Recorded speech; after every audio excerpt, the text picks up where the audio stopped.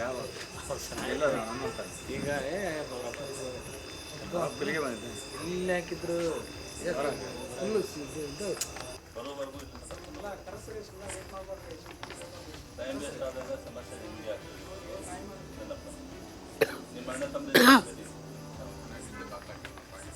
ಯಾವ ಮನೆ ಪೊಲೀಸರನ್ನ ಕಳಿಸಿರಿ ಸರ್ ಇಲ್ಲ ಹೋಗಿದ್ವಿ ಸರ್ ಬೀಗ ಹಾಕಿಲ್ಲ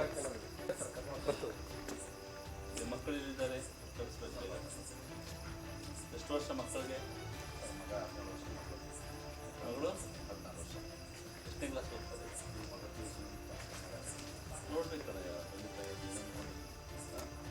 ಎಷ್ಟೋ ಜನ ತಂದೆ ತಾಯಿಗೆ ಸೇವೆ ಮಾಡೋ ಬಾಧ್ಯ. ನಡ್ತೀಯಾ? ಎತ್ಕೊಂಡು ಹೋಗ್ಬೇಕಾ? ಮೆಲ್ಲಕ್ಕೆ ಬಾ. ಚಪ್ಪಲಿಲ್ಲ? ಹೆಗಲ್ ಕೈ ಹಾಕಿ, ನಿಮ್ಮ ಮಗನ ಹೆಗಲ್ ಕೈ ಹಾಕು. ಕೈ ಹೆಗಲ್ ಮೇಲೆ ತಗೊಳ್ಳೋ. ಇಲ್ಲ ಪ್ಯಾಂಟ್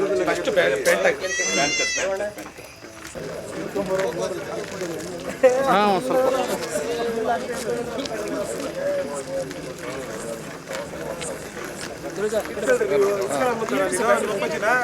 ಮೇಲೆ ಬರ್ರಪ್ಪ, ಎಲ್ಲೋದ್ರು ಅವರು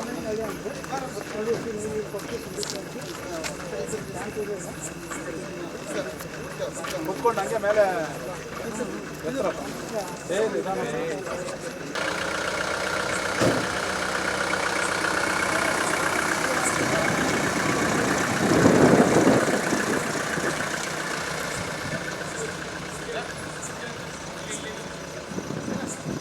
ಏಳು ಗಂಟೆಗೆ ಕಚೇರಿಯಲ್ಲಿದ್ವಿ.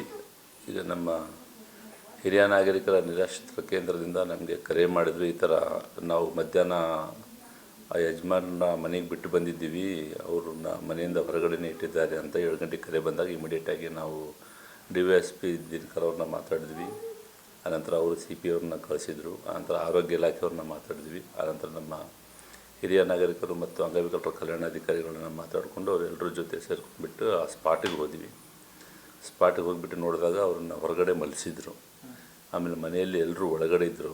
ಅವ್ರನ್ನ ಮತ್ತೆ ಕರೆದುಬಿಟ್ಟು ಮಲಸಿದವ್ರನ್ನ ಎಬ್ಬಿಸಿ ಕೂಡಿಸಿ ಅವ್ರಿಗೆ ವಿಚಾರ ಮಾಡಿದ್ವಿ. ಅವ್ರು ಸುಮಾರು ಅಜ್ಜನ ವಯಸ್ಸು ಒಂದು 85 ವರ್ಷ ಇತ್ತು ಅವ್ರದ್ದು. ಅವ್ರ ಹೆಸರು ಏನೋ ಇತ್ತು ಅವ್ರದ್ದು.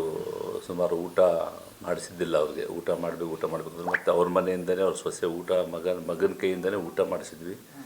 ಬಟ್ ಅವ್ರ ಮಗನಿಗೂ ವಿಚಾರಿಸಿದಾಗ ಅವ್ರು ಕೆಲವೊಂದು ಆಸ್ತಿ ವಿವಾದ ಅಂತ ಹೇಳಿದರು. ಆಸ್ತಿ ವಿವಾದ, ಕೌಟುಂಬಿಕ ವಿವಾದ ಇರೋದರಿಂದ ನಾವು 3 ಜನ ಮಕ್ಕಳು, ನಮ್ಮ ಹತ್ರ ಯಾರ ಹತ್ರನೂ ನಮ್ಮ ಅಪ್ಪಾಜಿ ಇರ್ತಾ ಇದ್ದಿಲ್ಲ, ಹೊರಗಡೆನೇ ಇದ್ದರು ಅವ್ರು ಅಂತಂದರು. ಅವ್ರಿಗೂ ವಿಚಾರಿಸಿದಾಗ ಇಲ್ಲ, ಅವರೆಲ್ಲೋ ಅನಾಥಾಶ್ರಮದಲ್ಲಿ ಇಲ್ಲಿ ಬೇಡ್ಕೊಂಡು ತಿಂತಾಯಿದ್ದೆ ನಾನು. ನನ್ನ ಮಕ್ಕಳನ್ನೆಲ್ಲ ನೋಡ್ಬೇಕು ಅನಿಸಿತ್ತು. ಆಮೇಲೆ ನನಗೂ ಸ್ವಲ್ಪ ವಯಸ್ಸಾದಂಗೆ ಆಗೋಗಿದೆ, ನಾನು ಅವಾಗೋ ಇವಾಗೋ ಅನ್ನಂಗಿದ್ದೀನಿ, ನೋಡಬೇಕಂತ ಮನೆ ಸೇರ್ಕೊಳ್ಳೋ ಅಂತ ಬಂದೇನೋ ಅಂತಂದರು ಅವರು. ಬಟ್ ಅವ್ರ ಮನೆಯಲ್ಲಿ ಸೇರಿಸ್ಕೊಳ್ತಾ ಇದ್ದಿಲ್ಲ. ಈ ವಿಚಾರದಲ್ಲಿ ನಾವು ಅವ್ರನ್ನ ಮತ್ತೆ ಡಾಕ್ಟ್ರನ್ನ ಸಹ ಕರೆಸಿದ್ವಿ.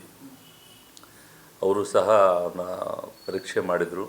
BP ಸ್ವಲ್ಪ ಜಾಸ್ತಿ ಇತ್ತು, ಸ್ವಲ್ಪ ಪಲ್ಸ್ ರೇಟ್ ಡೌನ್ ಇತ್ತು, ಸ್ವಲ್ಪ ಕಫ ಅದು ಇದೆ ಅಂತ ಹೇಳಿದ್ರು. ಹೀಗಾಗಿ ಅವ್ರನ್ನ ಮತ್ತೆ ಅವ್ರ ಮಗನ ಜೊತೆಯಲ್ಲಿನೇ ನಿರಾಶ್ರಿತರ ಕೇಂದ್ರದ ವಾಹನದಲ್ಲಿ ಅವ್ರನ್ನ ಆಸ್ಪತ್ರೆಗೆ ಶಿಫ್ಟ್ ಮಾಡಿದ್ದೀವಿ. ಇದಾಗಿರುವಂಥದ್ದು. ಈಗ ಅವ್ರ ಮನೆ ವಾಪಸ್ ಅವ್ರ ಮನೆಗೆ ಕರ್ಕೊಂಡ್ರು ಸರ್? ಮನೆಗೆ ಕರ್ಕೊತೀವಿ ಅಂತ ಹೇಳಿದ್ದಾರೆ. ಅವ್ರ ಮಗ ಕರ್ಕೊತೀವಿ ಅಂತಂದರು. ಮತ್ತು ನಾವೇ ಮತ್ತೆ ಸುಮ್ಮನೆ ರಾತ್ರಿ ಹೊತ್ತು ಅವ್ರಿಗೆ ಆರೋಗ್ಯದಲ್ಲಿ ಸ್ವಲ್ಪ ಏರುಪೇರು ಆಗ್ತಾಯಿತ್ತು ಆರೋಗ್ಯ ತಪಾಸಣೆ ಮಾಡಿದಾಗ.